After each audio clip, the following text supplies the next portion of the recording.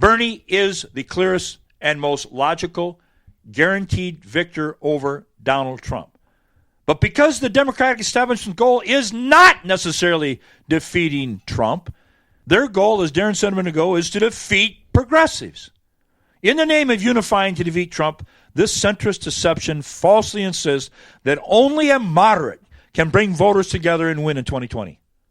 This argument may sound reasonable at first glance, but it contradicts the facts on the ground showing strong support for progressive candidates. And the history of the party shows that it has been the progressives that win the landslides. Mm-hmm. That's, again, you want to look at the past. I don't have time to go through it right now. They're the ones who got the plurality of votes. The nation is right for that candidate. FDR, 33, 37, 41, 45. Look it up, folks. Well, 32, 36, 40, and 44 was when the elections were. And if anybody gives a damn about the past, Joe Biden's support has been wavering up and down. It's like you have dry rot in a boat.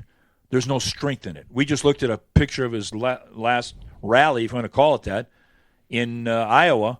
25 people in the seats. If that's going to be your standard bearer, established Democrats, watch out for Darren Gibson and Jack Prince. Mm-hmm. Because you should have all kinds of doubts about his electability. You should have had doubts about Hillary Clinton's electability. You should have known she was odious. You should have known how absolutely, repulsive she was. Mm-hmm. But you put your money behind her. Biden has had nothing but wavering and declining support as a centrist standard bearer, and you're still pushing him. You're still going to push him, and if you continue it, you're going to open the door for Trump. Mark my words, and I'm warning you, our voices we will rally with anybody that will fight against you because you're responsible for ruining this country. Yep. You're absolutely the pushback to the Republicans, and you don't give a damn. Yep. I want to move on to another topic, Jack. This came out on Wednesday. This is a shocking allegation coming from the United Nations. This is a story from Louise Matsakis and Lily Hay Newman. They're writing for Wired magazine. This might be the only time that we mention an article from Wired magazine. Why? Because on Wednesday, the United Nations came out in a report and accused the government of Saudi Arabia, Crown Prince Mohammed bin Salman himself, accused him of hacking the cell phone of Amazon CEO and Washington Post owner Jeff Bezos. No doubts. They say there's no doubt. Let me read this here. On November 8, 2018, Amazon CEO Jeff Bezos received an unexpected text message over the WhatsApp application from Saudi Arabian leader Mohammed bin Salman. The two had exchanged numbers several months prior, in April, at a small dinner in Los Angeles, but weren't in regular contact. Bezos had previously received only a video file from the Crown Prince in May that reportedly extolled Saudi Arabia's economy. The November text had an attachment as well, an image of a woman who looked like Lauren Sanchez, with whom Bezos had been having an unreported affair. Mm-hmm. That message appears to have been a taunt. American Media Inc., the publisher of the National Enquirer, would several months later make details of the affair public. But it's the initial contact in May that has set off another firestorm with Mohammed bin Salman at the center. That video file was likely loaded with malware, investigators now say. The Crown Prince's own account had been used to hack Bezos' phone. Such brazen targeting of a private citizen, the richest man in the world no less, is alarming to say the least. It underscores the dangers of an unchecked private market for digital surveillance and raises serious questions about other prominent U.S. figures who have known relationships with the Crown Prince, like White House advisor Jared Kushner and Donald Trump himself.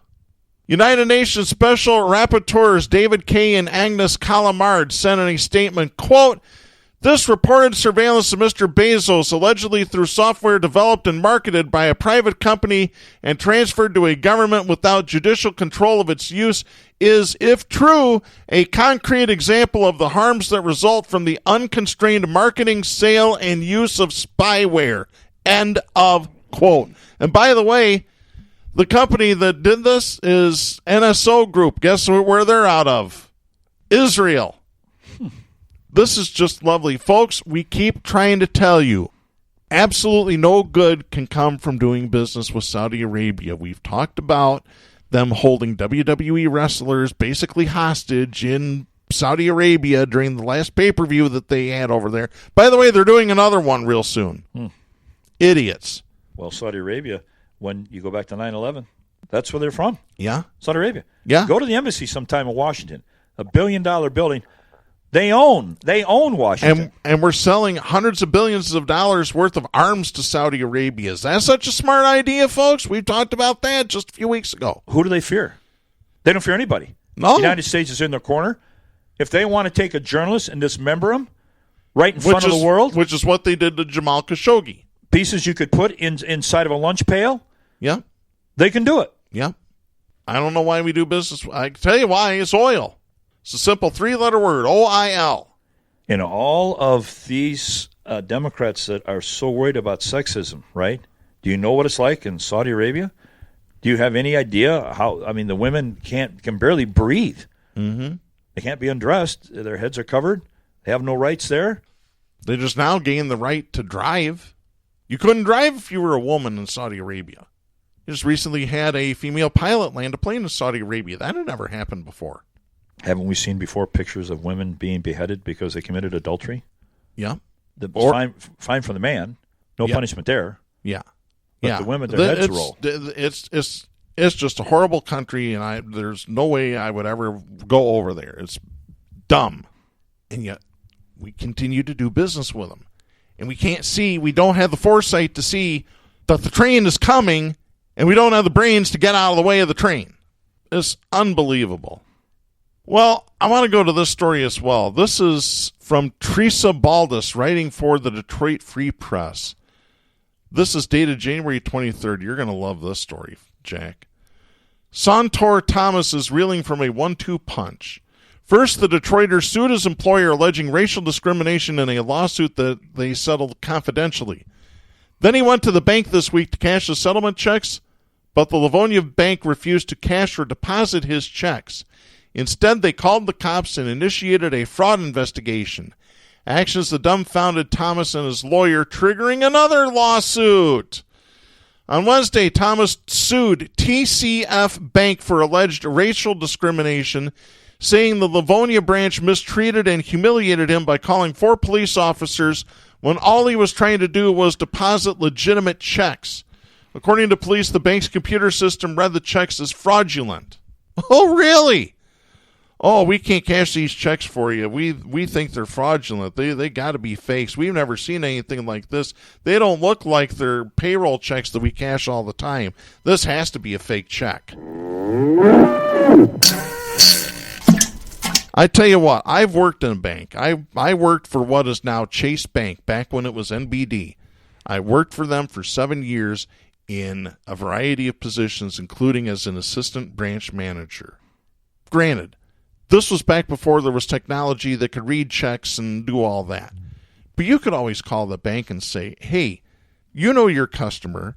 Do they issue checks that look like this? Yes, they do. Is this the correct account number? Yes. Exactly. Is this the correct routing and transit? Yeah. Yes. Boom. Done. So what are you suggesting? I'm suggesting that they didn't want to help this guy. Right. That's exactly right. I think somebody called him and told him not to help him. Yeah. That doesn't do with security. That's a possibility, too, but I think it could also be racism as well. I wonder where that is. I wonder where this, now that you mention it, Jack, I wonder that company, who their checks are drawn off of. Which bank? Do they do business with TCF? We'll have to find out. Matter of fact, we might have to try and get this guy on the show and talk about this if he is able to. TCF Bank spokesman Tom Wennerberg said Thursday that TCF abhors racism and it was not a factor in how the bank handled Thomas's request. He said the checks Thomas presented displayed a watermark that read void when they were scanned in a web viewer. Thomas isn't buying it, though, because he went to Chase Bank, deposited the checks, and they cleared within 12 hours. Unbelievable. Thomas told the Free Press, quote, I didn't deserve treatment like that when I knew that the check was not fraudulent. I'm a United States veteran. I have an honorable discharge from the Air Force. They discriminated against me because I'm black. None of this would have happened if I were white. End of quote. So TCF issued an apology Thursday afternoon. Quote, we apologize for the experience Mr. Thomas had at our banking center. Local police should not have been involved. We strongly condemn racism and discrimination of any kind. We take extra precautions involving large deposits and requests for cash, and in this case, we were unable to validate the checks presented by Mr. Thomas and regret we cannot meet his needs. End of quote. Yeah, by the way, he closed out his remaining account that was there. Okay. Well, I can tell you why. Because they said that he had, I think, 52 cents in his account. They weren't making money off of him, so they wanted to push him out. Because they do that too. Oh, yeah. It's unbelievable.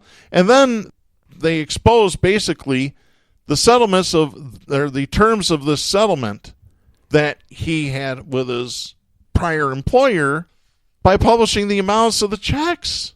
I guess I'd sue him for that too. Sure. Well, they could always say, well, we didn't sign a non-disclosure. We can disclose anytime we want to. I'm sure there's some banking laws at that. I hope this guy files a complaint with the State Department that it handles banks and insurance companies. Yeah. These people are just absolutely something else. Yeah. And, people get the little sucker when they're a kid at the bank. Mm-hmm. They have the sucker because they're trying to make you think banks are your friends. They care about your family. Banks are not your friend. They made, how many millions of dollars last year off of people that didn't have money in their checking account and they wrote a check to try insufficient funds. Yeah, hundreds of millions of dollars. Absolutely. Because they're preying off of the weakest possible people.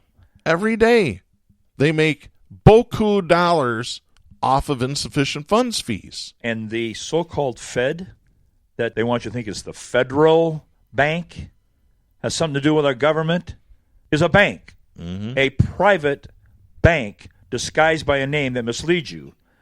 That called the Federal Reserve. Money to Uncle Sam. Yep.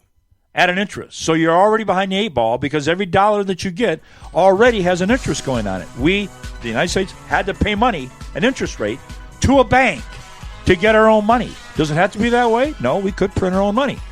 Banks own you, as Carlin would say. Yep. You are owned. You are owned by people in this country. All right, that's going to wrap things up for this week. We'll be back next week at our regular time. I'm Darren Gibson. I'm Jack Prince. For our announcer, Kristen Cook, please support independent media and the First Amendment. The stations that carry Southpaws do not necessarily share the opinions expressed on the show. Southpaws is protected by the First Amendment to the U.S. Constitution and is copyrighted by Big D Entertainment. All rights reserved.